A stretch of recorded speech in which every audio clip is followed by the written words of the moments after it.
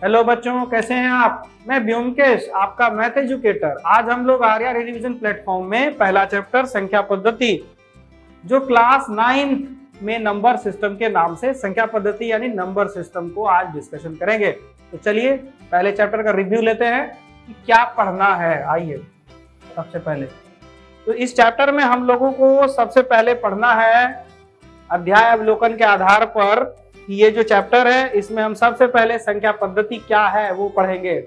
यानी संख्या पद्धति क्या होता है, संख्या पद्धति का डिस्कशन करना है हमको कि संख्या पद्धति में क्या क्या पढ़ना है, क्या है।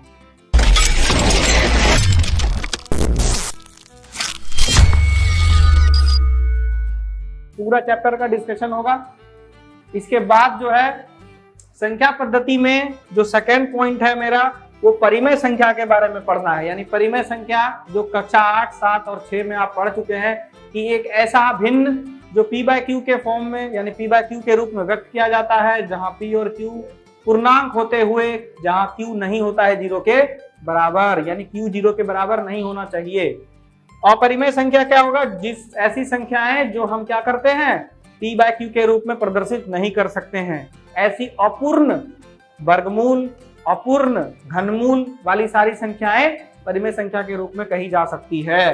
परिमेयकरण करेंगे कि हर का परिमेयकरण करना सीखेंगे और अंत में घातांक के नियमों को पढ़ेंगे। घातांक करनी जो आप बचपन क्लास 5, 6 से पढ़ रहे हैं, यानी छठे, 5वें, 7वें, 8वें क्लास में आपने घातांक करनी का नियम पढ़ा है। गुणा का नियम, योग का नियम, भाग का नियम, ठीक है, घात पर शून्य होने का नियम। तो आज इसी चैप्टर को हम पढ़ेंगे।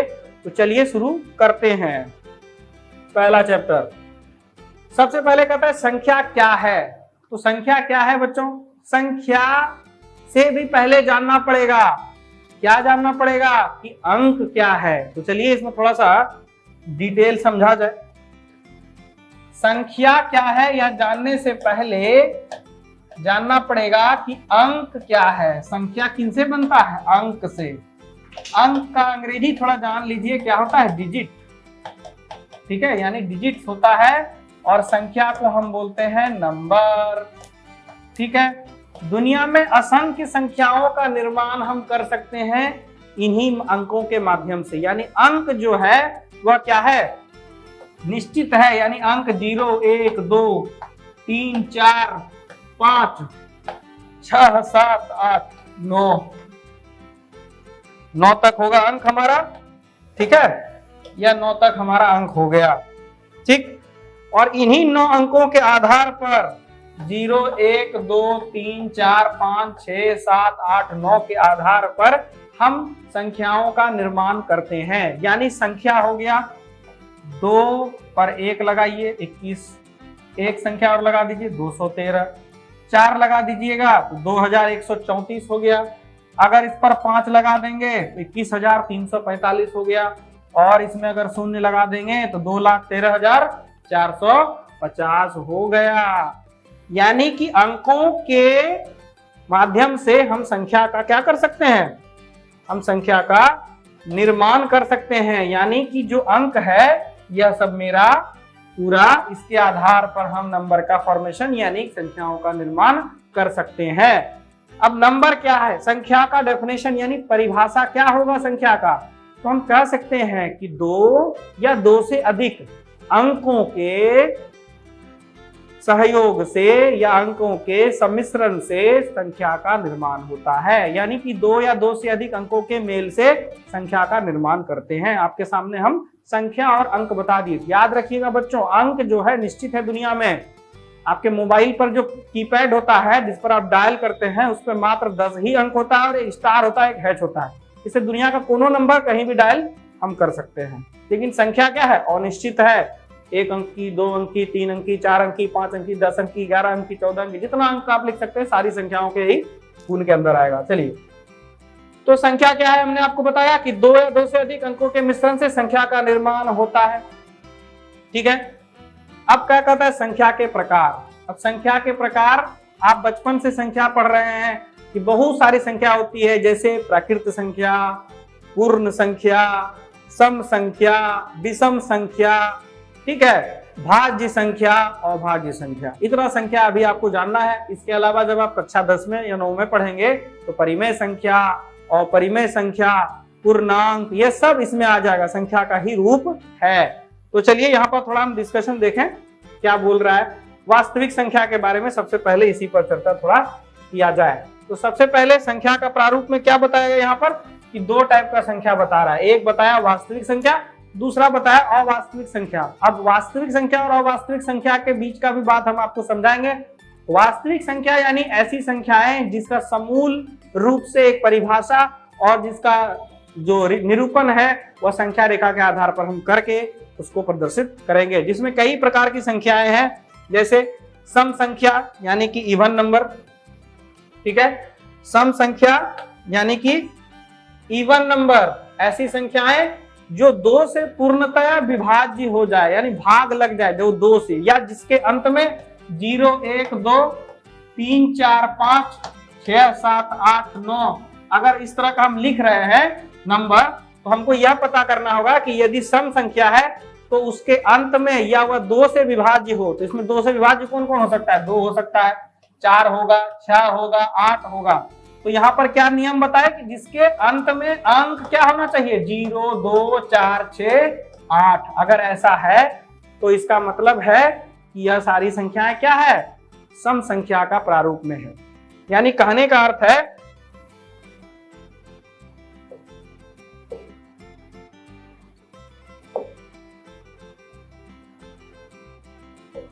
चलिए कहने का अर्थ यह है कि 0, 2, 4, 6, 8 जिस संख्या के अंत में होगा वह सारी सम संख्या होंगी या 2 से विभाज्य होगी तो सम संख्या है। इसके बाद प्राकृत संख्या किसको कह रहे हैं? तो चलिए प्राकृत संख्या का क्या रूप है? तो सम संख्या बीच में आया था, हम आपको समझा दी। सबसे पहले जानिए प्राकृत संख्या। गिनती की सारी संख्याएं प्राकृत संख्या कहलाती है। यानी कि यहाँ पर जो भी गिनती कर रहे थे 0, 1, 2, 0 छोड़ दीजिएगा, क्योंकि सम संख्या माफ कीजिएगा जो प्राकृत संख्या है वह 1 से स्टार्ट होता है। 1, 2, 3, 4, 5, 6, 7, 8, 9 ऐसे चलते रहेगा, वो सारा क्या कहलाएगा? प्राकृत संख्या कहलाएगा। पूर्ण संख्या क्या होगा भाई? तो पूर्ण संख्या में 0 बस लगा दीजिए, पूर्ण संख्या हो गया। अब कभी कभी कंफ्यूजन होता है लोगों को कि सर आप पूर्ण संख्या और सम संख्या प्राकृत संख्या को अलग अलग थोड़ा समझा दीजिए। फिर से एक बार सुन लीजिए। पूर्ण संख्या यानी 0 से स्टार्ट होने वाली सभी प्राकृत संख्या, और इसमें सिर्फ क्या होगा? 1, 2, 3, 4 से स्टार्ट होगा। विषम सम संख्या में क्या होगा? जिसके अंत में 2, 4, 6, 8 और 0 होगा, ठीक है। और विषम संख्या क्या होगा? जिसके अंत में 1, 3, 5, 7, 9 होगा, या वैसी संख्याएं जो 2 से भाज्य नहीं हो, यानी 2 से भाग वो नहीं लगे। भाज्य संख्या के बारे में समझाएं और अभाज्य संख्या के बारे में बताएं। तो भाज्य और अभाज्य बताने से पहले हम आपको बताएं कि यहाँ तक कहीं दिक्कत किसी को हो तो आप कमेंट में मैसेज कर दीजिएगा। भाज्य संख्या क्या है? कंपोजिट नंबर क्या होता है? सबसे पहले भाज्य संख्या से पहले अभाज्य संख्या समझिए, तो भाज्य संख्या अपने आप को समझ में आ जाएगा।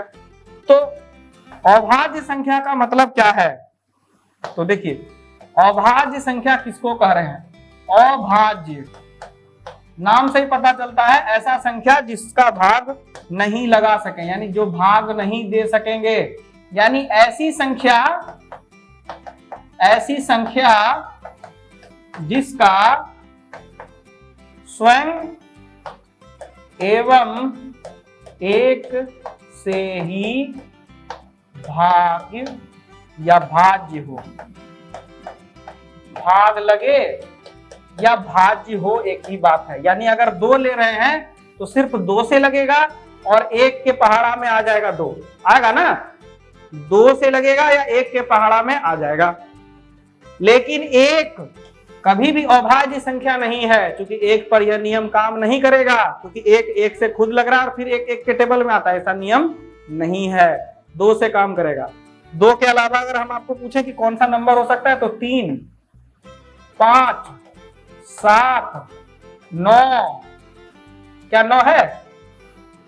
9 है, हमने लिखा 9, बताइए है। अब 9 देखिए 2, 3, 5, 7 तक तो ठीक था, 9 लिख दिए, तो क्या 9 सही है? नहीं, अभाज्य संख्या 9 नहीं है। 9 1 से भी भाज्य लगता है, 3 से भी भाग लगता है और 9 से खुद लगता है। यहां पर इसीलिए हमने 9 लिखा। आपको कहिएगा सर आप गलत बता रहे, नहीं, हमने इसीलिए 9 लिखा क्योंकि हमको परिभाषा को और अच्छे से आपको क्लियर करना है कि ऐसी संख्या जिसका स्वयं एवं 1 से ही भाग लगे, यानी एक और उस नंबर के अलावा किसी तीसरे से लग गया तो वह अभाज्य संख्या नहीं होगा, वह क्या कहलाने लगेगा, भाज्य संख्या। इसीलिए मैं आपको कहा ना मैंने कि अभाज्य संख्या समझिए, भाज्य संख्या अपने आप आपको समझ में आने लगेगा। यानी भाज्य संख्या वैसी संख्या होगी कि जिसका परिभाषा हम आपको बता रहे, सुन लीजिए, कि ऐसी संख्या जो एक स्वयं और किसी अन्य जो उसका गुणन खंड होगा, फैक्टर्स होगा, यानी भाजक होगा, उससे भाग लग जाए। जैसे कि 9 के बारे में था, 1 से भी लग रहा है, 3 से भी लग रहा है, 9 से भी लग रहा है, ठीक है। लेकिन क्या है, अभाज्य संख्या में कंडीशन क्या डाला भाई, कि ऐसी संख्याएं जो केवल स्वयं और एक से लगे। तो आगे चलते हैं अब हम लोग परिमेय संख्या पर। चलिए, परिमेय संख्या क्या है? परिमेय संख्या, परिमेय संख्या को अंग्रेजी में रैशनल नंबर बोलते हैं। थोड़ा अंग्रेजी सीखना चाहिए, अंग्रेजी खराब ही नहीं करेगा। और गणित में क्या अंग्रेजी क्या हिंदी सब बराबर है, ठीक है।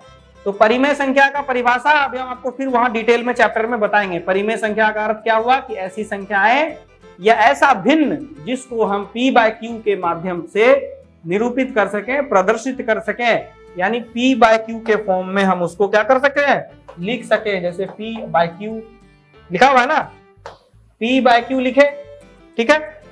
p/q के बाद हम ये बोल सकते हैं कि यहां पर जो है p/q और कई एग्जांपल भी हम इसमें ले सकते हैं। जैसे p/q के अलावा हम बोल देंगे 1/7, 2/5, ऐसा नंबर जो होगा 1/7, 2/5, यह सब परिमेय संख्या का ही प्रारूप है, ठीक है। 0/1 भी हो सकता है, लेकिन 1/0 नहीं होगा। तो अभी हम बताएंगे आपको परिमेय संख्या डिटेल में, चैप्टर ही पढ़ना है परिमेय संख्या के बारे में, ठीक है। तो परिमेय संख्या के बाद आएगा हमारा पूर्णांक। पूर्णांक क्या होता है? संख्या रेखा पर जब हम निरूपित करते हैं संख्याओं को, वहां पर 3 प्रकार की संख्याएं होती है। कैसी कैसी 3 होती है आपको दिखा रहे हैं। चलिए थोड़ा सा पेज को उधर लेके चलते हैं पूर्णांक के हिसाब से। देखिए संख्या रेखा हमने यहां बनाया।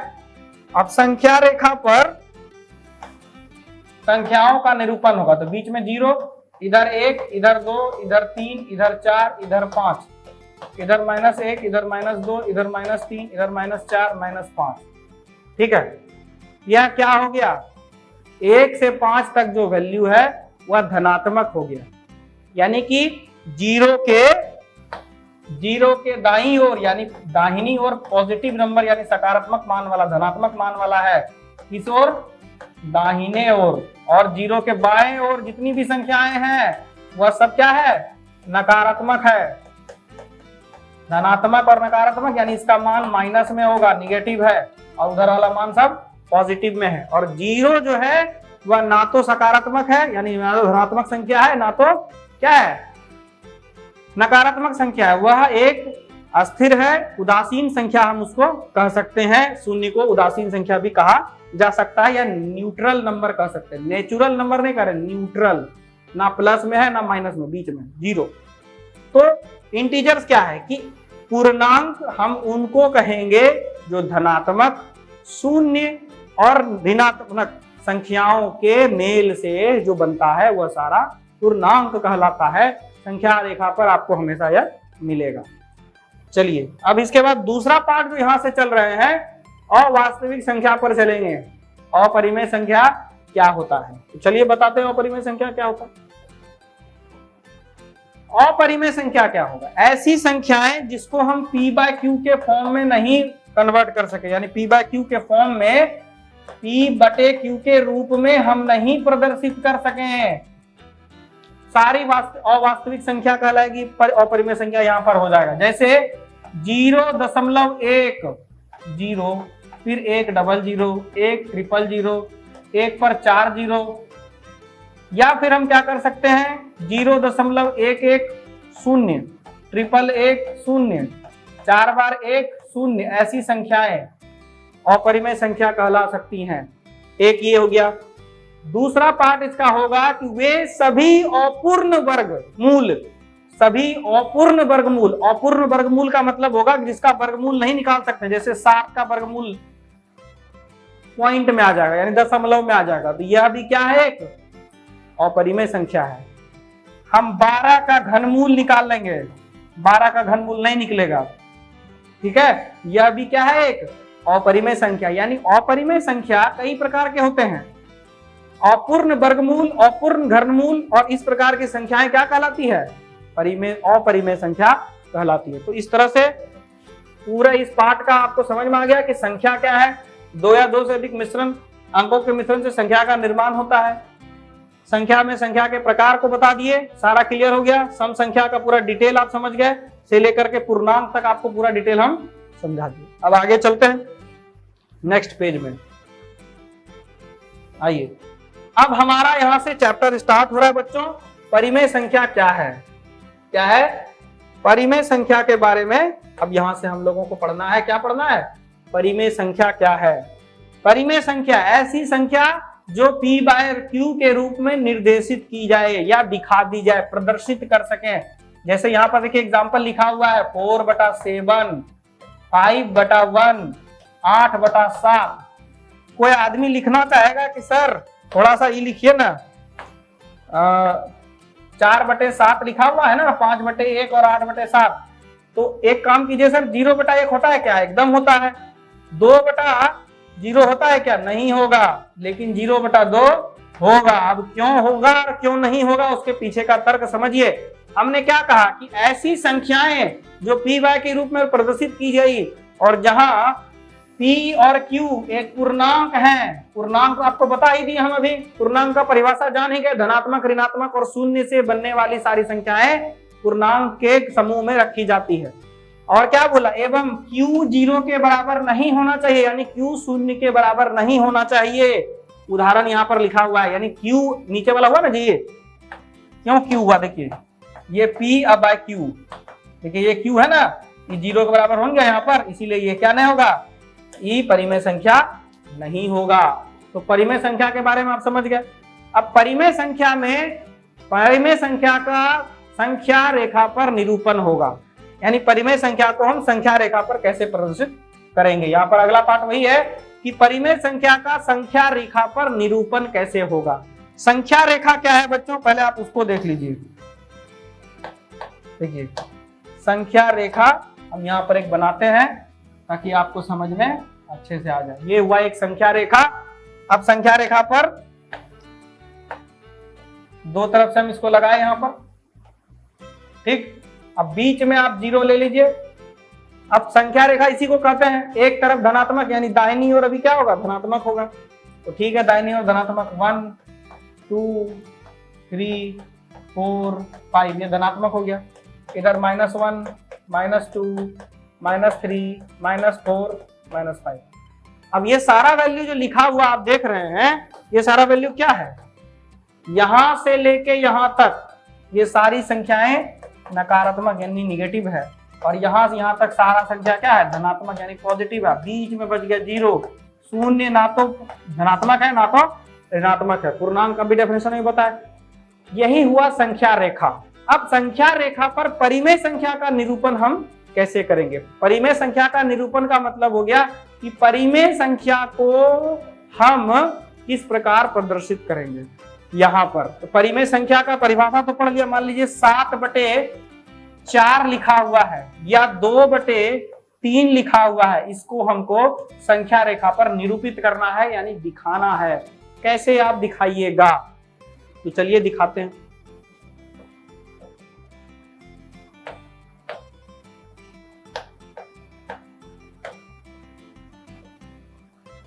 ये हमने संख्या रेखा बना लिया, दोनों तरफ एरो लगा दिए। पहला प्रश्न था कि 2/3 को संख्या रेखा पर दिखाइए, ठीक है। तो 2/3 में सबसे पहले हम लोग चिन्ह देखेंगे क्या है। तो 2/3 में आगे क्या है, प्लस है, कुछ नहीं है तो प्लस है। तो प्लस है तो इसका मतलब माइनस का कोई काम नहीं है, तो हम 0 को ले लिए और दाहिने साइड वाले वैल्यू को दिखा रहे थे, यानी यहाँ 1 ले लिए, यहाँ पर 2 ले लिए। अब मेरा काम इतने में हो जाएगा। अब आपको समझिए, पहला क्या चुना हमने, 2/3 लिया, तो इसमें क्या देखा भाई कि ये धनात्मक है। धनात्मक है तो यानी दाहिनी ओर प्रदर्शित होगा संख्या रेखा के, और अगर माइनस में रहता तो बाईं ओर होता। जैसे एक एग्जांपल दूसरा ले लेते हैं -4/7 अभी दिखा देंगे आपको बाद में करके। इस बार दाहिनी ओर ले रहे हैं 0 1 पे 2। अब यहाँ पर सोचना है कि सर 2/3 ले लिए, धनात्मक समझ में आ गया, लाइन हो गया, अब क्या करेंगे, कहाँ लेंगे सर, 0 से 1 के बीच में ले, 1 के 2 के बीच में ले। तो यहाँ पर थोड़ा सा ध्यान दीजिए कि अभी हम क्या बोलने वाले हैं, इस पर ध्यान दीजिए, जो समझाएंगे वो समझना जरूरी है बच्चों। तो 2/3 जो आया वो क्या है, 2/3 को समझिए, 2/3 यहां पर 2 और 3 को समझना पड़ेगा कि 3 मेरा क्या है, हर है, और 2 मेरा क्या है, अंश है। अब आप अपने क्लास 7वां का सिलेबस भिन्न और दशमलव याद कीजिए चैप्टर को, वहां पर हर बटे अंश जो था वो कहलाता था भिन्न। यहाँ पर परिमेय संख्या परिमेय संख्या भी जो है 2/3 के रूप में यहाँ पर लिखा हुआ है। यदि हर और अंश का संबंध लेंगे तब पता चलेगा कि 0 से 1 2 के बीच बड़ा है कि नहीं। तो यदि हर बड़ा होगा, देखिए 3 नीचे है 2 ऊपर है, ध्यान से समझिए, यहाँ पर 2 है, यहाँ पर 3 है, यहाँ 2 था, यहाँ पर 3, 2 बड़ा है कि 3 बड़ा है। यदि हर बड़ा हो जाए और अंश से तो संख्या क्या है, छोटी है, किससे, 1 से। देखिए यहाँ पर है ना, 1 से छोटी है, 3 बड़ा हो गया 2 से, है ऐसा होगा कभी नहीं, यानी 2 छोटा है मेरा और 3 बड़ा है। यानी अगर यहां पर रहता 7/3 तब तो अंश बड़ा हो गया और हर क्या हुआ, छोटा हो गया, यानी तब 1 से बड़ा है ही। अब 1 से बड़ा कहां होगा वो तो बताएंगे हम बाद में। अब यहां से 2 और 3 का संबंध हम पता कर लिए कि 2/3 जो है वो 1 से छोटा है, यानी 0 से 1 के बीच में ही कहीं ना कहीं वो दिखाएंगे हम। तो चलिए, पहला भाग 0/3 हो गया, दूसरा भाग 1/3, तीसरा भाग 2/3 और तीसरा भाग, चौथा भाग 3/3 है। अब हम इस भाग को कैसे बांटते हैं वो भी बता देंगे आपको। देखिए, जहां से शुरू किए जहां खत्म किए वो बात का बात है। जितना परिमेय संख्या में हर होगा, अब देखिए वहां पर इस लाइन कैसे खींचे ये भी समझिए। आप यहां पर समझ गए कि हर और अंश बड़ा होगा, पता कैसे चलेगा, 0 से 1 के बीच में है कि 1 से 2 के बीच में है, तो इसके आधार पर पता चलता है। दूसरा क्या है, यहां पर सारा कैसे कैसे खींच लिए, तो देखिए खींचने का तरीका क्या है, नीचे क्या था जी, 2/3 था, 3 मेरा क्या है, हर है, यानी हर को देख करके वहां लाइन खींचते हैं, यानी हर यहाँ 3 है, यानी 0 से 1 के बीच में 3 बार हम 3 भाग में बांटेंगे। देखिए जैसे कि यहां देखिए, एक भाग ये हुआ, दूसरा भाग ये है और तीसरा भाग ये है, 3 भाग में बटा ना। तो 3 भाग में जैसे ही बट गया तो वैसे केस में 0/3 0 हो जाएगा और 3/3 मेरा 1 हो जाएगा। अब हमको क्या दिखाना था, 2/3, तो 2/3 मेरा यहां पर है, देखिए दिख गया ना, यही हो गया परिमेय संख्या में संख्याओं का निरूपण। एक एग्जांपल तो 2/3 वाला आपको हम समझा दी बहुत अच्छा से। अब आगे चलते हैं, दूसरा एक एग्जांपल जो अभी लिए थे हम लोग उसको भी देख लेते हैं। ये जो है हो गया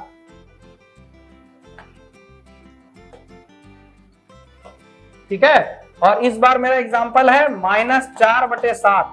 तो देखिए बच्चों, 0 तो इस बार इधर चला जाएगा क्योंकि बाईं ओर दिखाना है, दाहिनी ओर 0 इधर हो जाएगा, क्योंकि जब हमको 4/7 दिखाना होता तो 0 यहां देते बायां तरफ, लेकिन जब हमको दाहिनी तरफ नहीं लिखना है, यानी सकारात्मक संख्या नहीं है, यानी धनात्मक संख्या नहीं, ऋणात्मक संख्या है, तो हमको इसके हिसाब से लिखना पड़ेगा ना।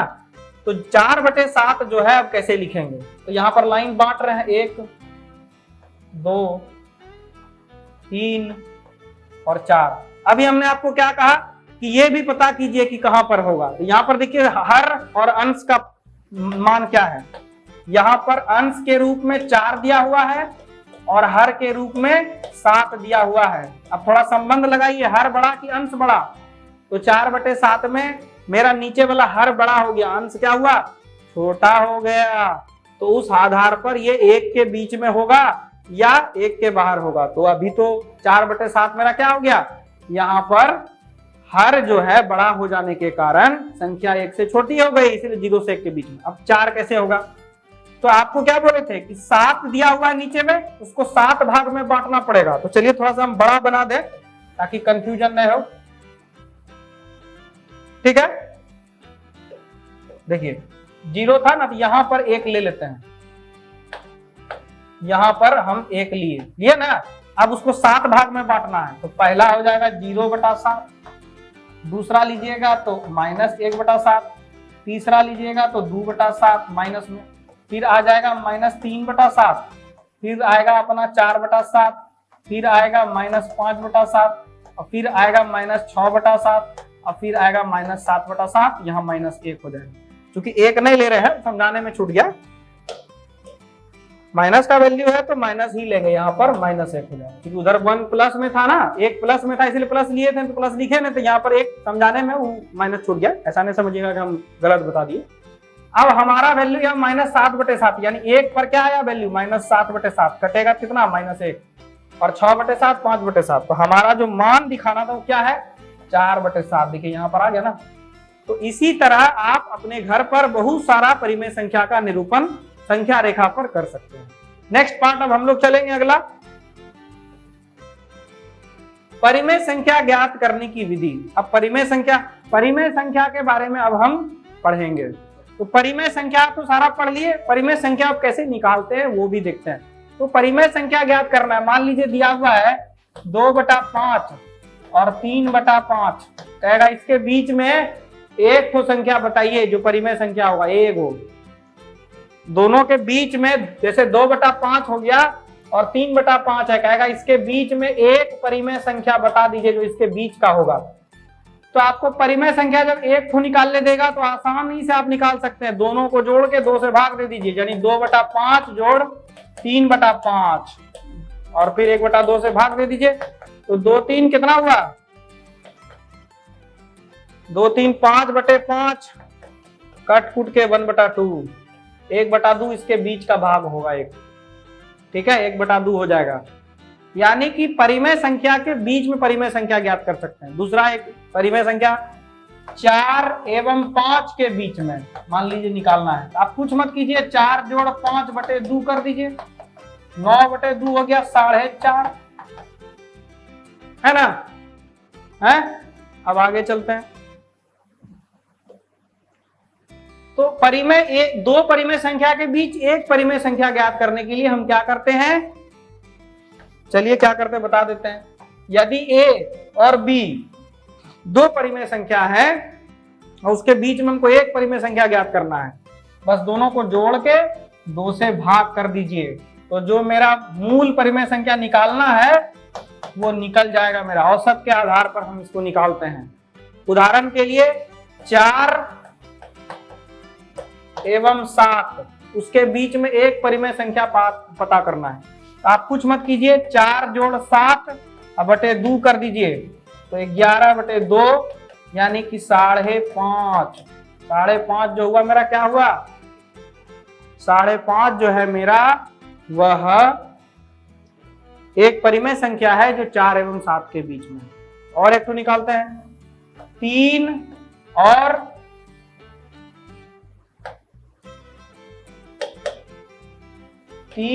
और 7 के बीच में, जोड़ के 2 से भाग दे दीजिए, 10/2 5, तो 7 3 10/2 5 हो गया। यानी कि जो परिस्थिति है एक परिमेय संख्या का, बस दोनों को जोड़ना है और 2 से भाग दे देना है। अब जब दूसरा पार्ट में चलते हैं, दूसरा पार्ट कहता है कि 2 परिमेय संख्याओं के बीच एक से अधिक परिमेय संख्या ज्ञात करने की विधि क्या होगी। अब मान लीजिए क्वेश्चन दे देगा, कहेगा कि 4 एवं 6, हम परिमेय संख्या पर भी लेंगे, या आप ये बोलिएगा सर 4 6 ले रहे हैं, ये परिमेय संख्या है ना, एकदम है, देखिए 4/1 6/1 ले लिए ना। तो 4 एवं 6 पहले हल्का वाला समझ लीजिए, फिर सवाल तो लेंगे ही। 4 एवं 6 के बीच 4 एवं 6 के बीच 3 परिमेय संख्या निकालिए। 3 परिमेय संख्या ज्ञात करना है। तो सबसे पहले इसका सूत्र समझ लें, निकालने का तरीका। तो इसका जो सूत्र है वो कुछ इस प्रकार से है, कहता है d बराबर y minus x by n plus 1।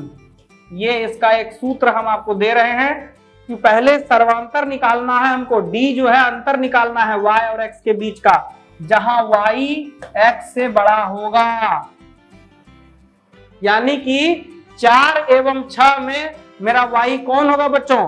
तो 4 एवं 6 में मेरा y हो गया 6 और x मेरा क्या हुआ 4 और n मेरा क्या हुआ 3। ये 3 परिमेय संख्या निकालना है, इसलिए 3 हुआ। अब हमको d निकालना है, एकदम आराम से d निकलेगा। अब आप बोलिएगा कि सर y और x आप कैसे ले लिए? तो फिर से बता दें कि y और x को लेने से पहले ये कंडीशन याद रखना है, फॉर्मूला के बाद भी, जैसे d बराबर क्या लिखा हुआ है y माइनस एक्स बटे n प्लस 1, है ना? यहां पर y minus x by n plus 1, यहां y जो होगा वो x से बड़ा होगा, ठीक है? y जो क्या है x से बड़ा है, तो y जब x से बड़ा है तो उस केस में क्या होगा, y x और n का क्या परिस्थिति उसको भी समझना है। y और x और n में हम कैसे कैसे लिए वो भी समझ गए आप, यानी y जो है मेरा 6 होगा, क्योंकि इस दोनों में बड़ा जो है वही y होता है, तो y ले लिए, जो बच गया वो x हो गया। अब कितना संख्या निकालते हैं? तो n हो गया, n 3 हो गया। n मतलब होता है जितनी परिमेय संख्या दोनों के बीच में निकालनी है। अब हमको d निकालना है पहले, तो चलिए हम d निकालते हैं। अगला पेज पर लेते हैं सवाल, यहाँ पर तो जगह नहीं है। तो y बराबर कितना लिए थे 6, x बराबर कितना लिए 4 और n बराबर 3। घबराइएगा नहीं, सवाल 2-3 को लेंगे अभी, ठीक है? तो d क्या हो गया मेरा y माइनस एक्स बटे n प्लस 1। तो चलो निकालते हैं। 6 माइनस 4 बटे 3 प्लस 1, 2 बटे 4 यानी कि 1 बटा 2, है ना? 6 माइनस 4 बराबर क्या होगा 1 बटा 2। अब 1 बटा 2 जो है वह d निकल गया। अब दूसरा पार्ट में पहली परिमेय संख्या हम कैसे ज्ञात करेंगे? पहली परिमेय संख्या निकालना है, तो पहली परिमेय संख्या निकालने के लिए फॉर्मूला होगा x स्क्वायर, d को जोड़ दीजिए। x में क्या जोड़ दीजिए d। यहां पर एक फॉर्मूला हम बता देते हैं फिर से कि जब हमारा d निकल जाएगा तो उसके बाद हम लोग x प्लस n d का फॉर्म रखते हैं, यानी पहली परिमेय संख्या निकालनी होगी तो 1d, दूसरी निकालनी होगी तो 2d, तीसरी निकालनी है तो 3d, चौथा निकालना होगा तो 4d, ऐसे ही चलेगा। अगला पेज में देखिए, समझिए आप। तो पहली परिमेय संख्या निकालनी थी तो x प्लस d हो गया। अब हमारा क्या हुआ, x का वैल्यू 4 हो गया और d का वैल्यू 1 बटा 2 हो गया। आप इसको जोड़िएगा अलग उत्तम लेके, 8 जोड़ 1 बटा 2 यानी 9 बटा 2 पहला संख्या हो गया। दूसरा संख्या में क्या निकालना है, दूसरी परिमेय संख्या आप निकालेंगे। दूसरी परिमेय संख्या क्या होगी, दूसरी परिमेय संख्या निकालने के लिए हमको x प्लस 2d होगा। x का मान 4 था, 2 और d का मान कितना निकाले थे, यहाँ देखिए d का मान यहाँ पर 1 बटा 2 लिखा हुआ, तो चलिए d का मान 1 बटा 2, तो 2 और 2 कटा दिए बच्चों, तो 4 जोड़ 1 बराबर मेरा यहाँ पर 5 पहुंचा, ठीक है? दूसरी परिमेय संख्या के बाद होगा तीसरी परिमेय संख्या। तीसरी परिमेय संख्या क्या होगी, तीसरी परिमेय संख्या x प्लस 3d। x का मान क्या हुआ 4, 3 और d का मान क्या हुआ 1 बटा 2। 4 प्लस ये दूने है, दू मत समझ लीजिएगा, इसको बराबर रख दे रहे हैं, पेन मोटा हो जाता है ना। 4 प्लस 3, 3 बटे 2 यानी 4 दूना 8 प्लस 3 बटे 2 यानी 11 बटे 2। अब हमारा जो आंसर आया वो 3 परिमेय संख्या हमारा निकल गया। पहला था कौन सा 9 बटा 2, दूसरा आया 5 और तीसरा आया 11 बटा 2। अब इसको समझिएगा, तो आंसर मेरा क्या क्या आया कि 4 एवं 6 के बीच में कौन कौन परिमेय संख्या आया, तो यहाँ पर परिमेय संख्या का नाम हम लिखते हैं। तो पहला मेरा क्या आया था 9 बटा 2, दूसरा क्या आया था 5 और तीसरा क्या आया 11 बटा 2। तो परिमेय संख्या ये भी है, बटा 1 कीजिएगा तो परिमेय संख्या हो जाएगा। तो इस तरह से एक से अधिक परिमेय संख्या निकालने का जो तरीका था वो हम आपको बताएं। एक और लेते हैं सवाल, बटा वाला, ये सीधा वाला था ना, लिखा रहेगा कि 1/4 एवं 1/3 में के बीच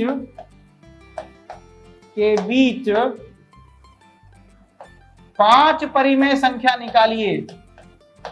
5 आपको हिंदी में पोहा का तो अंतर बिंदु के 5 लिखा, हम यहाँ 5 लिख रहे हैं समझने के लिए। तो सबसे पहले हमको y, x और n निकालना है, यानी सबसे पहले हमको d का जो फॉर्मूला है उसको समझना पड़ेगा। यानी d निकालने के लिए क्या था, y minus x by n plus 1, है ना, ये वाला पार्ट। ठीक, अब क्या होगा, अब हमको पहचानना है कि y कौन है और x कौन है। तो y और x में बड़ा कौन है, यहाँ 1/4 है एक वैल्यू और 1/3 है। n का तो पता चल गया कि n 5 होगा, सब लोग समझ गए। लेकिन y और x को समझना होगा कि ये 1/4 होगा कि 1/3 होगा। तो थोड़ा सा दिमाग लगाया जाए, 1/4 और 1/3 को कोना कोनी गुना करके पता कीजिए। 3 एके 3 इधर हो गया, 3 एके 4 इधर हो गया, यानी ये वाला पार्ट बड़ा हो गया। 1/3 इसमें बड़ा हो गया, बड़ा हुआ ना, तो बड़ा हुआ यानी कि 1/3 जो है मेरा y हो जाएगा और x जो है मेरा क्या हो जाएगा, 1/4 हो जाएगा। ठीक है,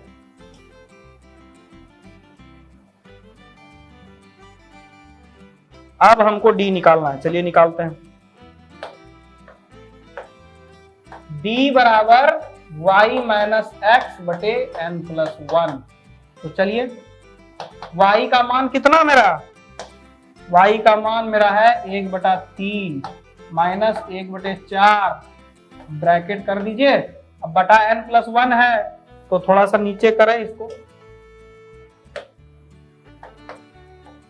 n का मान मेरा 5 है और ये 1 है। 4 एके 4 ऊपर का मान को सॉल्व कीजिए लघुत्तम लेके, तो 4 माइनस 3 अब बटे 12, 4 3 12 होगा एलसीएम यानी लघुत्तम, और नीचे 5/6। थोड़ा इसको सरल करेंगे तो 4 में 3 गया 1, 1/12 अब गुना, यह मेरा 6/1 है बाबू लोग, तो यहाँ पर 1/6 भी लगा दीजिएगा। 1/72 इसका जो डी निकल गया। ठीक है, तो 4/3 1/12 आया और उसके बाद उल्टेगा तो 6 जो है उसके नीचे गुना हो जाएगा। तो अब 1/72 निकल गया। हमको 5 परिमेय संख्या निकालना है, तो निकालते हैं। पहली परिमेय संख्या निकालने के लिए क्या करेंगे हम लोग, पहली परिमेय संख्या निकालने के लिए x प्लस डी करते हैं। x मेरा क्या था ये देख ले जरा, x मेरा था इसमें 1/4, तो चलिए 1/4 रखते चलेंगे। अब 1/4 जोड़ d मेरा कितना निकला 1/72। अब इसका लघुत्तम लेके आप इसको सॉल्व कर दीजिए। 72 8 4 18 चौक 72, 18 1 18, 18 प्लस 1 यह हो गया 19/72। पहला संख्या निकल गया। दूसरा संख्या निकालना है, दूसरा परिमेय संख्या निकालना है। दूसरी परिमेय संख्या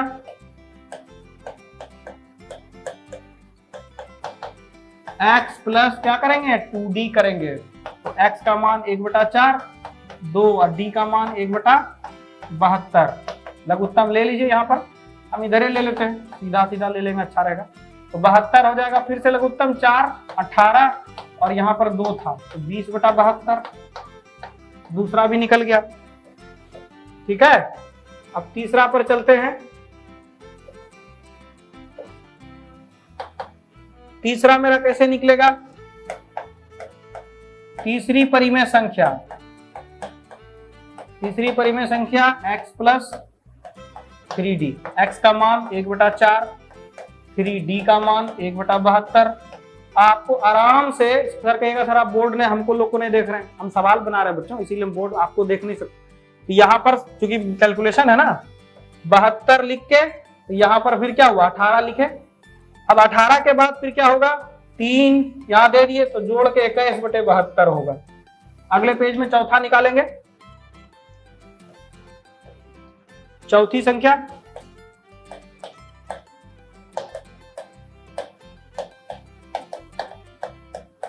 चौथी परिमेय संख्या x प्लस क्या होगा 4d, यानी x का मान जो है वो लेना पड़ेगा।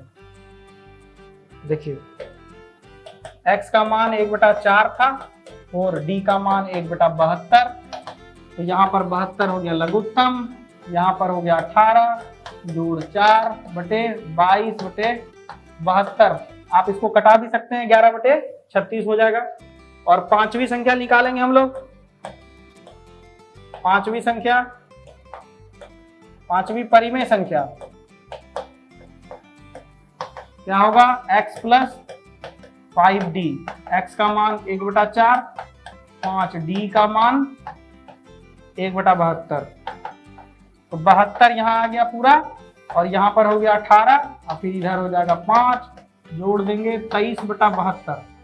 तो हम लोग फर्स्ट पेज पर चलते हैं जहां सवाल था मेरा। क्या कहा था कि 1/4 और 1/3 के बीच में 5 परिमेय संख्या निकालिए। तो देखिए निकल गया हम लोग का, दूसरे कलर से दिखाते हैं। पहला वाला 19/72, दूसरा 20/72, तीसरा 21/72 और चौथा 22/72 और पांचवा 23/72। तो इस तरह से दो संख्याओं के बीच में अपरिमित परिमेय संख्या हम निकाल सकते हैं, जिसका सूत्र और पूरा सवाल दो ठो हमने आपको बताया। अब आप बुक बनाइए, किताब में आपको सवाल मिलेगा। तो चलिए नेक्स्ट पेज, अब हम चलेंगे परिमेय संख्या के प्रकार।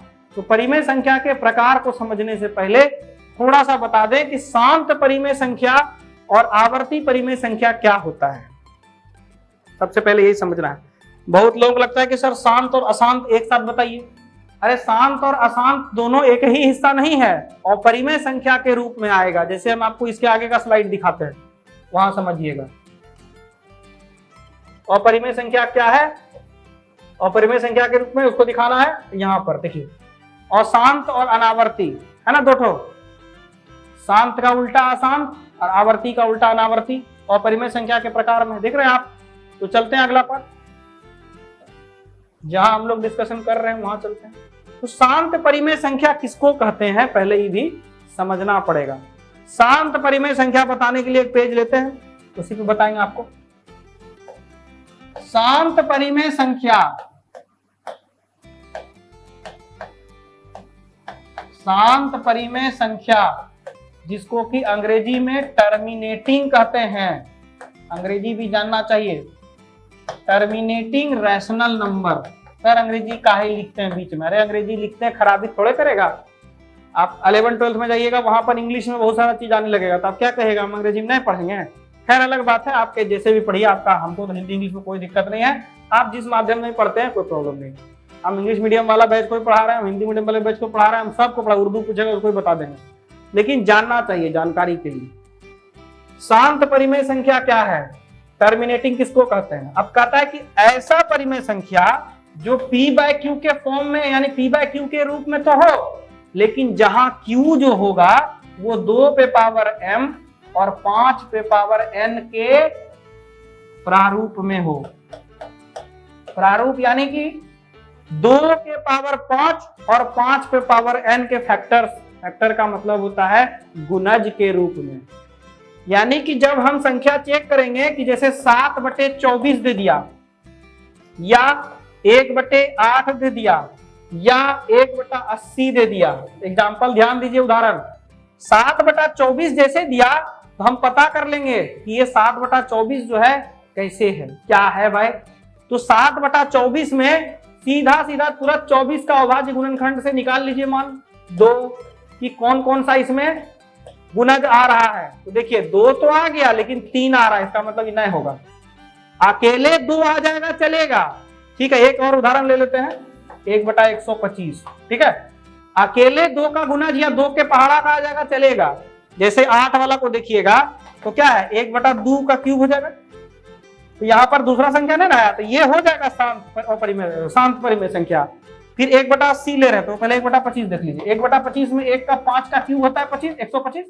तो 5 वाला अकेले रहेगा चलेगा, 2 वाला अकेले रहेगा चलेगा, दोनों 2, 5, 7 में रहेगा चलेगा, लेकिन 2, 5 के अलावा 2 के साथ कोई और, या 3, 5 के साथ कोई और आ जाएगा तो नहीं होगा। जैसे 1/80 में, 1/80 में जैसे 2 दूना 4 दूना 8 दूना 16 दूना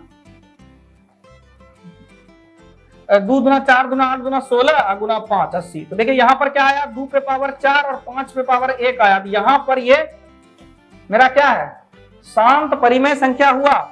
लेकिन दिक्कत क्या हो रहा है कि शांत परिमेय संख्या में यदि 2 के गुणज या 5 के गुणज के अलावा 2 5 के अलावा और भी कोई आ जाएगा, जैसे एक एग्जांपल और ले लेते हैं हम अगला पेज में समझाने के लिए, कि जैसे 1/30 आ जाएगा तो 1/30 में न होगा, देखिए 2 गुना 5 गुना 3 आ गया, तो 2 5 तक तो ठीक है, 3 आ गया तो ये शांत न है, अशांत है, ठीक ना। शांत जैसे हमारे कक्षा में आप ही लोग में से कुछ बच्चा ऐसा होता है जो बहुत तेज होता है, चुपचाप रहता है, शांति से पढ़ता है, लेकिन कुछ लोग अशांत होते हैं, पढ़ने ही नहीं देते हैं दूसरों को भी, अपना तो पढ़ते ही नहीं है। तो चलिए यह तो यहाँ पर हमने आपको बताया शांत परिमेय संख्या का पाठ आप समझ गए। और जब आप इसको भाग दीजिएगा तो यह पूर्णतः कट जाएगा, यानी डिवाइड हो जाता है। जैसे 1/8 था, उसको भाग दीजिए, दिखाते हैं।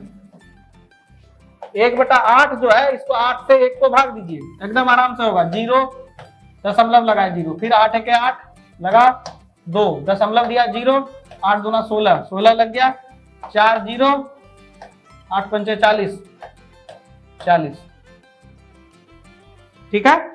तो यह 0.125 बार में कट न गया। अब 1/30 वाला भी जो नहीं हो रहा था उसको देखिए, 1/30 आया ना, तो 30 को 1 से भाग दीजिए, 0 लगा, फिर 0 आया, तो फिर 0 हुआ, फिर 0 लगा, 30 या 90, फिर 10 आया, फिर 0 लगाए, फिर 3 लगाए, 90, और फिर 10 लगा रहे हैं, फिर 100 लगा रहे हैं, लगाते जा रहे हैं, भाग लगेगा ही नहीं, 3 3 चलते रहेगा, यानी कि 0.0333333 चलेगा।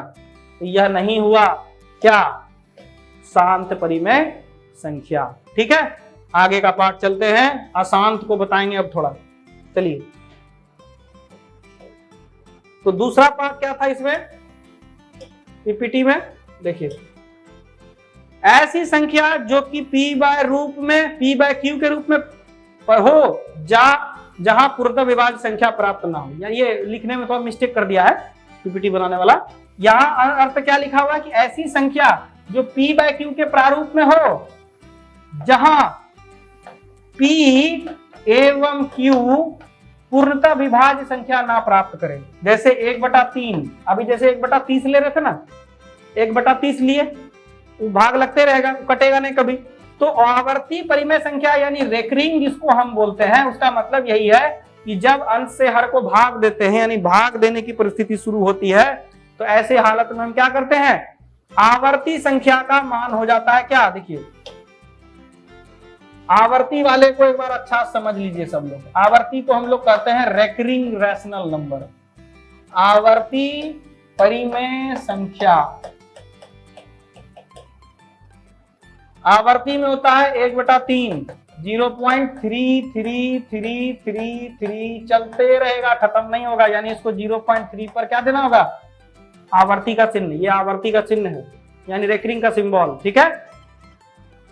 क्यों ऐसा होता है, क्योंकि यह परिमेय संख्या ऐसी होती है जिसको जब भाग दिया जाए ना, तो पूर्णतः लास्ट में 0 कभी होगा ही नहीं, कुछ ना कुछ बचेगा, वो भाग में चलते रहता है आगे दशमलव के बाद भी। तो आवर्ती परिमेय संख्या आपको समझ में आ गया, ठीक है। अब यहां से जो ये वाला पार्ट है, परिमेय संख्या के प्रकार हम आपको यहां पर क्लियर कर दिए सारा।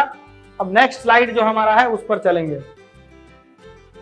अपरिमेय संख्या क्या है, तो हमने अभी आपको बताया था 5 मिनट पहले कि अपरिमेय संख्या क्या है। थोड़ा देर पहले जब प्रकार पढ़ा रहे थे उस समय में हम अपरिमेय संख्या बताए थे आपको। तो अपरिमेय संख्या क्या है, ऐसी संख्या जिन्हें परिमेय संख्या के रूप में प्रदर्शित नहीं कर सके, यानी कि नहीं किया जा सके। p बाय q के रूप में हम उसको नहीं लिख सकते हैं, जैसे लिखा रहेगा 0.1 0 1 0 0 1 0 0, या लिख देगा 0.11 0 1 1 1, फिर 4 बार 1, ऐसी संख्या। या कहेगा कि अपूर्ण वर्गमूल यानी 7, अपूर्ण घनमूल यानी 21, इस तरह का जो संख्या है ये सब क्या है, अपरिमेय संख्या है। अपरिमेय संख्या भी 2 प्रकार के होते हैं, अगला पार्ट में चलते हैं हम लोग। देखिए, अपरिमेय संख्या में भी अशांत और अनावर्ती संख्याएं होती है। अनावर्ती तो हम आपको बता देते हैं, अशांत और अनावर्ती का क्या मतलब है। जो संख्या आवर्ती के फॉर्म में भी ना लिखा जा सके, यानी भाग देते जा रहे हैं, खत्म हो जा रहा है या रिपीट होते जा रहा है, ऐसा नहीं हो। अनावर्ती का मतलब होता है जैसे कि कोई भी संख्या, जैसे 22/7, इसको आप भाग दीजिए, 7/22 को भाग करें, 7 या 21 आया, फिर 1 आया, दशमलव दिए, फिर 7 1 के 7 लिखा, फिर 3 लिखा, फिर 0, 7 चौक 28 हुआ। हम अगला पेज में समझाते हैं, देखिए आवर्ती का, जैसे 7/22 को भाग दे रहे थे तो 7 या 21 हुआ, 1 हुआ, फिर 0 दिए दशमलव देके, फिर 7 हुआ, 3 0 लगाए, फिर 4 लगा ना, ठीक, 28 हुआ, फिर 2 लगा रहे हैं तो 2 बार में, फिर कितना हो रहा है 14 हो रहा है, तो 6 हुआ 0, फिर 7 8 56 हुआ, फिर 4 आया 0 आया, फिर ये 5 बार में लगेगा 35, फिर 5 0 50 आ गया, फिर 50 को डिवाइड कर रहे हैं 49 से 7 बार में, यानी यहाँ पर 8 तक दिए थे ना जी, हाँ यहाँ 5 हो गया, यहाँ 7 हो गया, ठीक, फिर 1 0 आ गया, देखिए आ रहा है ना, 1 0 शुरू हो गया, फिर यहाँ से देखिए यही है अनावर्ती संख्या। इसका कोई आवृत्ति ही सही नहीं है, एक फिक्स आवृत्ति के बाद बदल जाता है। हम ये नहीं करें कि अनावर्ती संख्या आवर्ती की नहीं, आवर्ती संख्या ही है, लेकिन ऐसी ऐसी संख्याएं बहुत सारी है, इसको भाग देने के बाद एक क्षण के बाद फिर क्या होगा, वो फिर से चलना शुरू हो जाएगा, तो अनावर्ती हो जाता नहीं, आवर्ती है। यानी आवर्ती संख्याओं के प्रारूप में जब हम भाग देने लगे और इस तरह से या कोई अन्य तरह से भी संख्याएं पूर्ण फल को ना दे तो अनावर्ती हो जाता है। अशांत वाले में यही होगा कि ऐसी संख्याएं जो क्या हो, शांत के निरूपण में अपना सहयोग ना दे, यानी भाग दे रहे हैं तो आंसर नहीं निकला, p/q के फॉर्म में नहीं आ रहा है। जितनी भी संख्याएं हैं जैसे कि √7 वाला, उसमें √7/1 लिख सकते हैं, लेकिन यह जो है मान जो देगा वो अशांत वाला देगा, यानी भाग देते जा रहे हैं, कुछ क्लियर नहीं पता चल रहा है कितना तक आंसर आएगा, ठीक है। तो अपरिमेय संख्या में शांत और अनावर्ती पर ज्यादा दिमाग नहीं लगाना है, नॉर्मल है, और इसको समझ लीजिए कि जो शांत नहीं है वो अशांत हो गया, जो आवर्ती नहीं है वो अनावर्ती का पार्ट है, ठीक है। अगला पे चलेंगे।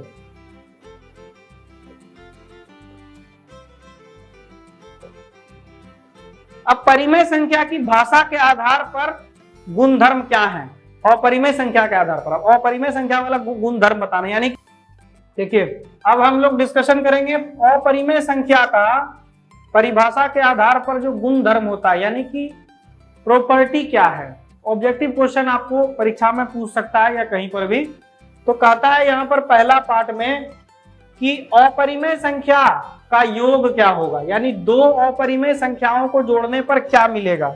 यानी दो अपरिमेय संख्या, यानी जैसे कि 2√2 और 5√2, इसको जोड़ने पर क्या प्राप्त हो सकता है, ध्यान दीजिएगा। तो इसका जोड़ हम आपको सिखा रहे हैं, तो किताब में है। तो यहाँ पर क्या होगा कि √2 और √2 को आप कॉमन ले लीजिए और बचा के आप 2 जोड़ 5, जब आप जोड़ दीजिएगा तो 7 हो जाएगा और √2 उसके पीछे में लगा दीजिए। इसको और अच्छे से समझा देते हैं और आपको समझ में। दूसरा एग्जांपल एक तो देखे, मान लीजिए 3√3 प्लस 4√3 लिखा हुआ है, तो आप क्या कीजिए, √3 को कॉमन ले लीजिए पीछे तरफ में, इधर भी ले सकते हैं, आगे भी ले सकते हैं, पीछे, और अंदर क्या बचा 3 जोड़ 4 बराबर 7√3।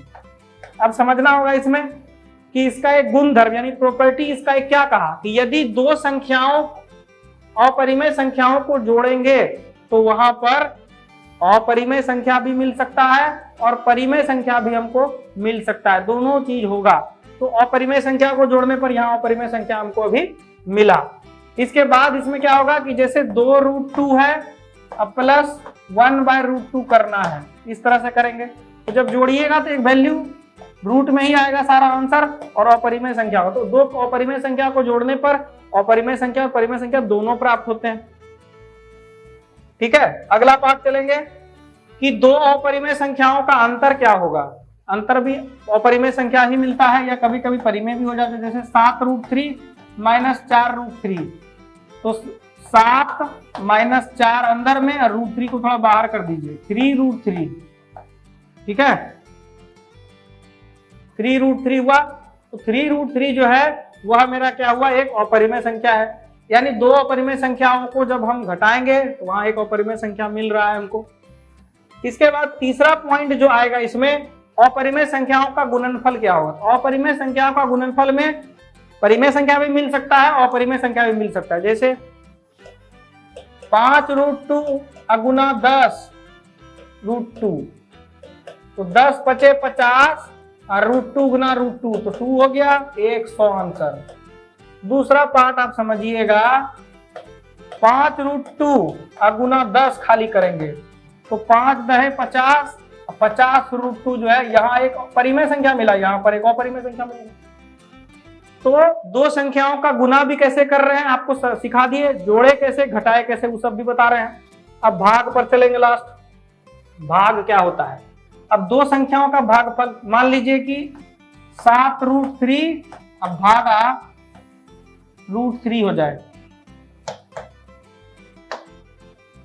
√3 हो जाए। ऐसे केस में क्या होगा, 7√3 भागा √3 कट गया, यानी 7√3 को जो है हम यहाँ पर वर्गमूल 7√3 के हिसाब से √3 कट गया मेरा, तो आंसर 7 बता। यहाँ परिमेय संख्या निकला।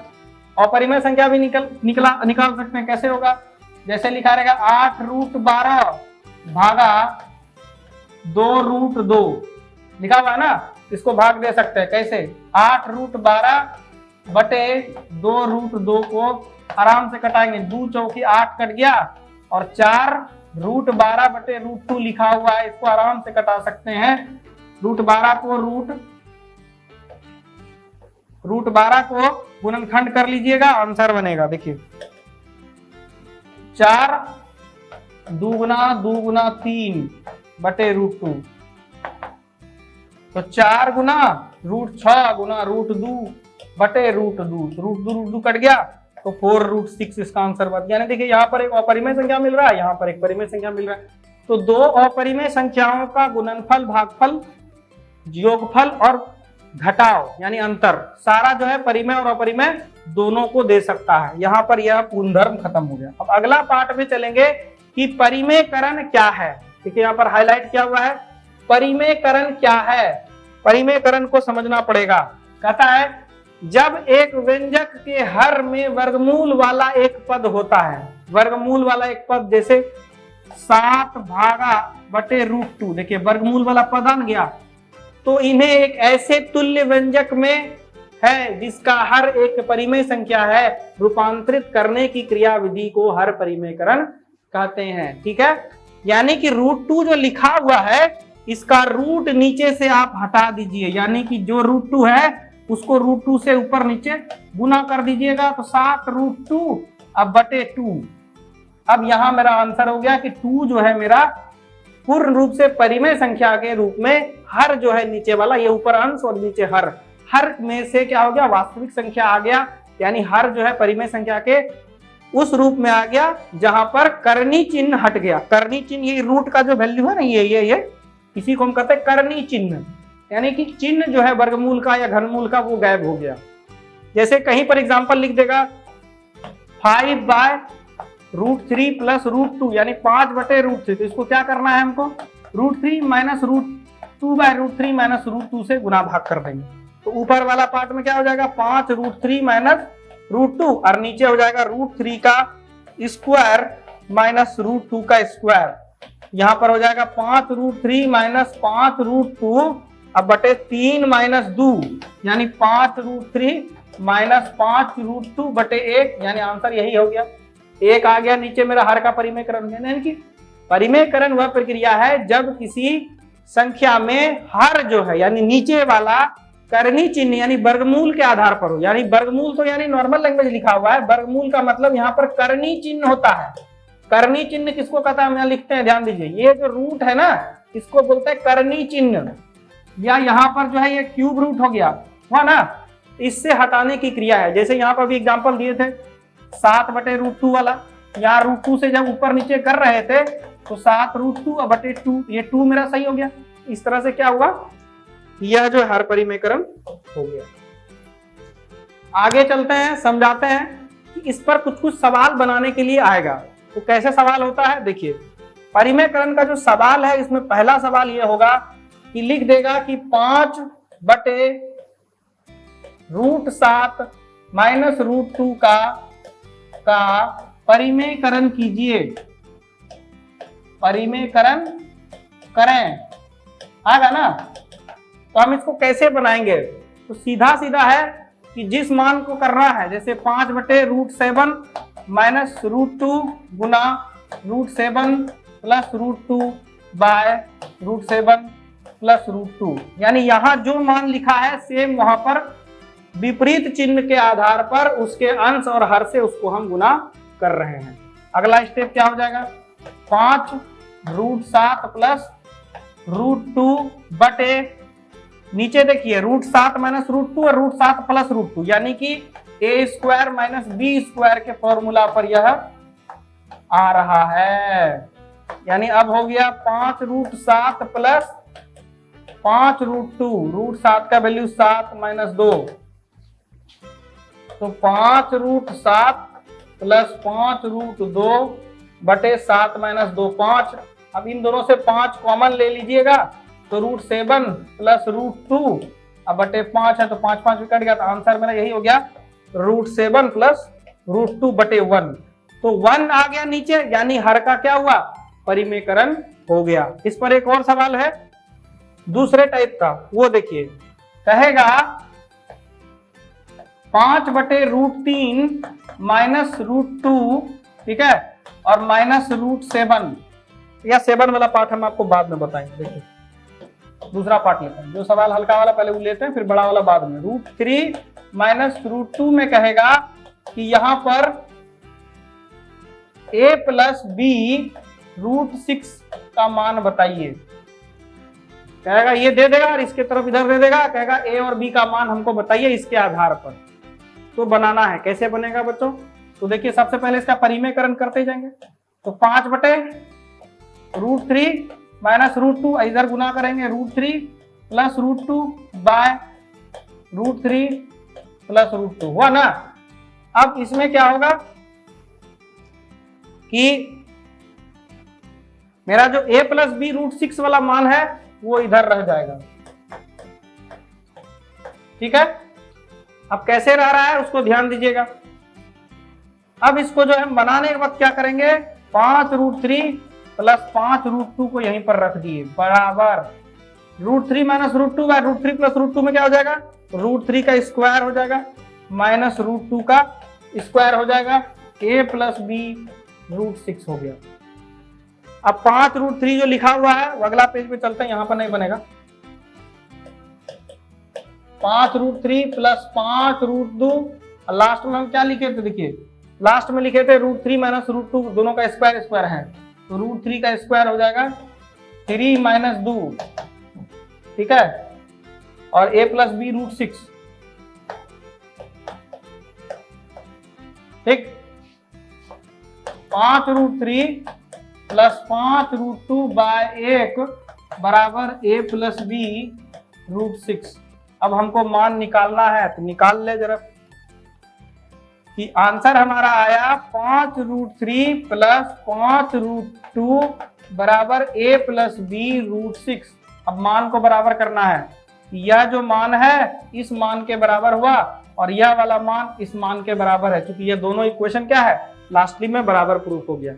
तो बनाते हैं, तो a का मान हो गया यहाँ पर 5√3, अब b का जो मान हुआ √6 बराबर क्या हो गया, √2, तो b का मान क्या हो गया मेरा यहाँ पर 5√2 अब बटे 5√6, √6 से आप ऊपर नीचे मल्टीप्लाई भी कर सकते हैं, यानी 5√12 अब बटे 6 इसका आंसर हो गया, और a का मान तो 5√3 हो गया। इस तरह का प्रश्न एक ठो और हम लेते हैं ताकि आपको समझ में अच्छा से आ जाए। तो चलिए एक सवाल ले रहे हैं हम लोग, √3 minus 1 by √3 plus 1 equal to a plus b √3, कहता है a और b का मान निकालिए। एकदम आसानी से निकलेगा, √3 माइनस 1 बटे √3 प्लस 1 को परिमेयकरण करना होगा पहले, तो कर रहे हैं, और a प्लस b √3 मेरा ऐसे रहेगा, उधर बताएंगे फिर। तो इस पार्ट को यहां से गुना करेंगे तो क्या होगा, √3 माइनस 1 का स्क्वायर होगा अब बटे √3 का स्क्वायर होगा माइनस 1 का स्क्वायर होगा, और a प्लस b क्या होगा, √3 होगा। √3 माइनस 1 में क्या होगा, 3 का स्क्वायर हो जाए √3 का स्क्वायर प्लस a का स्क्वायर माइनस 2√3 इंटू 1 बराबर इधर a प्लस b √3 दिया हुआ है बटे √3 का माइनस 1 हो गया। यानी यह जो वैल्यू हुआ √3 माइनस 1 या a माइनस b के होल स्क्वायर पर था, और नीचे वाला वैल्यू को हम सॉल्व कर लिए। √3 का स्क्वायर 3 माइनस 1 यानी a square plus b square पर था। अब ऊपर का मान हो गया 3 प्लस 1 माइनस 2 √3 बटे 2 बराबर a प्लस बी रूट 3 आया ना। ठीक है, ठीक। अब 3 1 4 -2 रूट 3 बाय 2 बराबर a प्लस बी रूट 3। 4 माइनस 2 में कॉमन लीजिए 2, तो 2 माइनस रूट 3 बाय 2 बराबर a plus b root 3। 2 2 cut गया, 2 माइनस रूट 3 बराबर a प्लस बी रूट 3। अब यहां पर सवाल लास्ट स्टेप में पहुंच गया कि 2 माइनस रूट 3 बराबर a प्लस बी रूट 3। अब यहीं पर सवाल को समतुल्य करेंगे, यानी a बराबर 2 हो जाएगा और माइनस रूट 3 बराबर b रूट 3 था, तो रूट 3 कट गया, तो -1 बराबर b, यानी b का मान -1 हुआ और a का मान 2। तो इस तरह का सवाल आप समझ गए बनाने के लिए। इसमें एक और हल्का सवाल था, हम आपको बता रहे हैं अभी। जैसे √7 माइनस √5 बटे √7 माइनस √5 का परिमेयकरण, सीधा सीधी इसको आप क्या कर दीजिए, परिमेयकरण नीचे वाले से कर दीजिए। इस टाइप का सवाल है। तो जब हम इसको मल्टीप्लाई करेंगे तो a प्लस बी और a माइनस बी पर है अगला क्वेश्चन ही। ठीक है, इस तरह का सवाल दिया रहेगा, कहेगा परिमेयकरण कीजिए। हम यहाँ पर परिमेयकरण करने के लिए इसको इससे इसके विपरीत मान से जो है गुना करेंगे, खाली साइन बदल जाएगा, चिन्ह को बदल के गुना करना है। तो ऊपर का मान √7 माइनस √5 का स्क्वायर हो गया बटे नीचे का मान होगा √7 का स्क्वायर माइनस √5 का स्क्वायर। अब √7 का स्क्वायर 7 माइनस 5, यानी a माइनस बी के ऊपर वाला पार्ट a माइनस बी के होल स्क्वायर पर है, तो हो गया कितना, √7 का स्क्वायर प्लस √5 का स्क्वायर माइनस 2 इंटू √7 इंटू √5।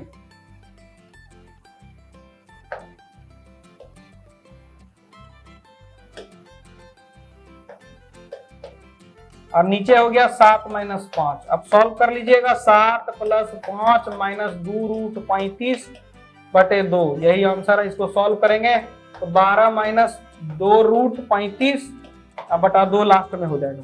ठीक है, यहाँ बराबर छूट गया। यह जो मान है वह लास्ट में आपका खत्म हो गया। तो इस तरह का सवाल आप बनाइए। इसके बाद परिमेयकरण में हमने अपनी तरफ से बताया, जब एक्सरसाइज यानी किताब पर चलेंगे तो वहां पर अलग अलग सवाल को हिसाब किताब लेंगे। ठीक है, अब हम लोग लास्ट पार्ट जो है इसका घातांक करनी जो करनी है उस पर चलेंगे। घातांक के नियमों को पढ़ना है, क्या होता है। घातांक का नियम कहता है कि किसी भी परिमेय संख्या का गुना के रूप में, इस तरह से हम उसको पहले लिख लेते हैं तब आपको समझाते। देखिए लिखा हुआ है,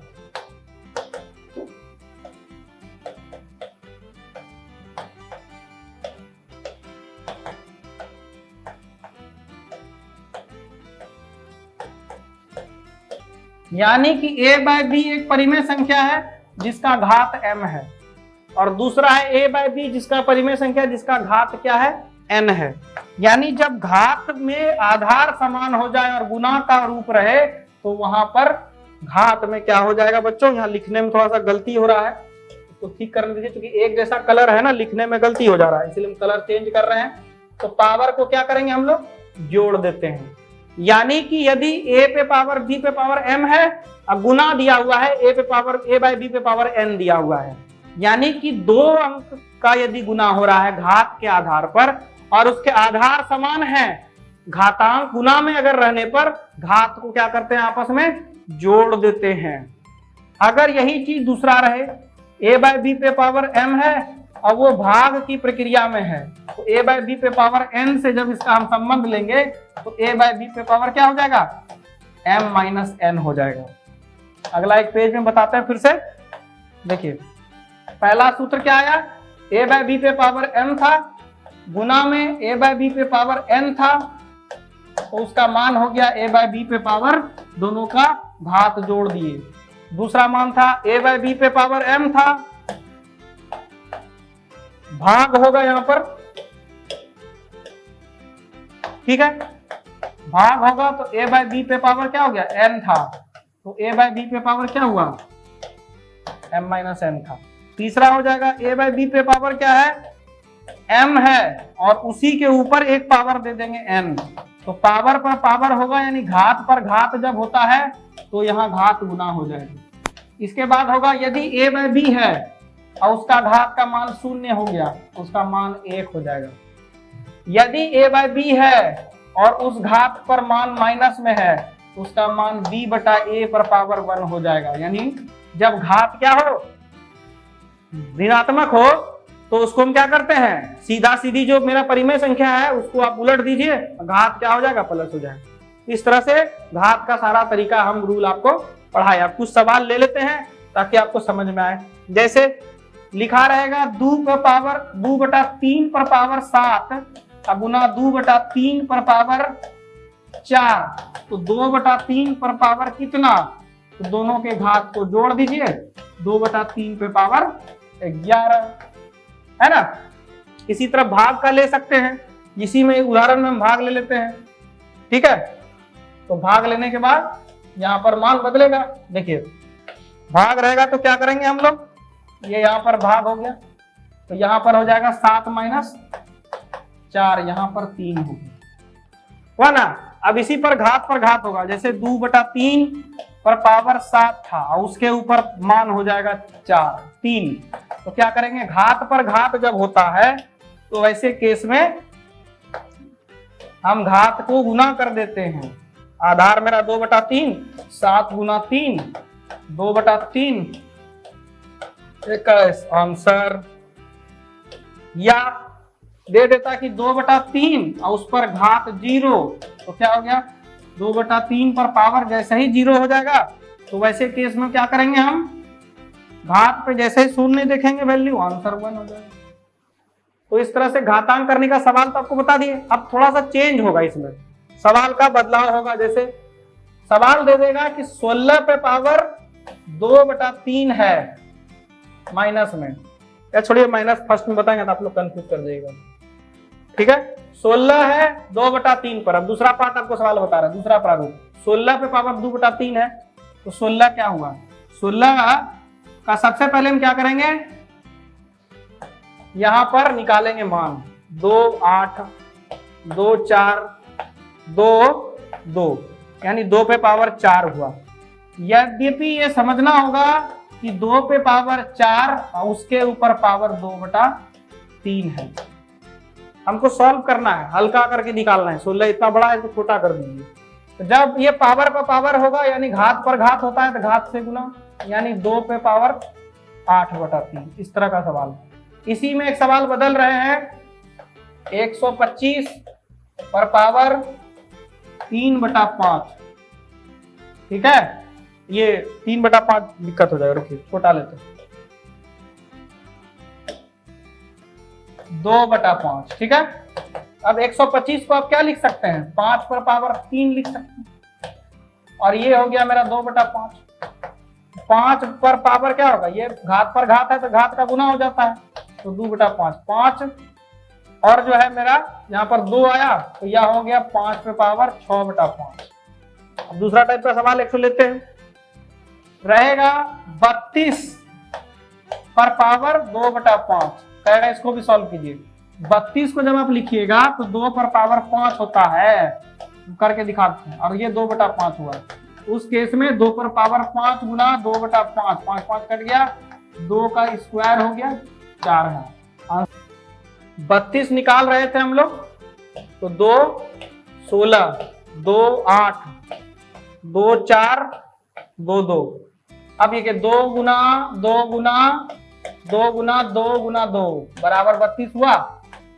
कितना 5 था, 2 2 4 1 5, तो 2 पर पावर 5 बराबर क्या होगा 32, वही हम यहाँ पर लिखे हुए हैं।